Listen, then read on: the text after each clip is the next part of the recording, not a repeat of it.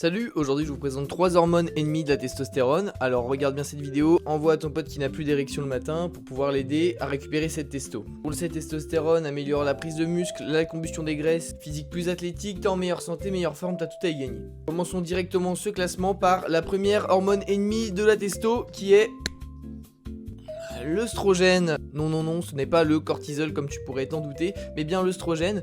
Œstrogène qui est l'hormone féminine par excellence. En trop grande quantité chez les hommes, ça vous transforme en homme poire, donc des hanches larges, gynécomastie, j'en passe. Comment tu peux l'éviter? C'est en évitant toutes les substances où tu trouves des œstrogènes justement. Donc par exemple la bière, le houblon en contient, ainsi que le soja, certaines graines et tous les perturbateurs endocriniens que tu trouves dans ton quotidien. Donc produits cosmétiques, microplastiques dans la nourriture, dans les produits ultra transformés, les emballages que tu réchauffes au micro-ondes, j'en passe, il y en a énormément.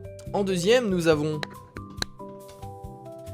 bien évidemment le cortisol. Cortisol qui est produit soit par du stress chronique ou du stress métabolique. Le stress chronique, c'est le stress que tu as au quotidien. Tu peux régler par de la méditation, exercice de respiration, passer du temps en nature, prendre le soleil. Il y a tout un tas de choses pour le régler. Et la deuxième, c'est le stress métabolique. Donc stress métabolique que tu produis à l'entraînement. Donc par exemple, si tu fais trop de volume, tu ne mets pas assez en avant ta récupération, le stress va s'accumuler et réduire ta testostérone. Donc ça, la meilleure façon de récupérer, ça va être avec le sommeil. Ok, le sommeil, récupérer, avoir des jours de récup, bien manger, bien s'hydrater.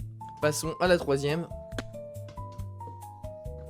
Alors la prolactine, on en entend beaucoup moins parler, c'est normal, c'est parce que c'est une hormone qui n'est pas en excès chez la majorité des gens. Elle est liée à la production testiculaire de la testostérone. Elle est souvent déréglée par des problèmes de médicaments, un manque de sommeil, un stress trop important.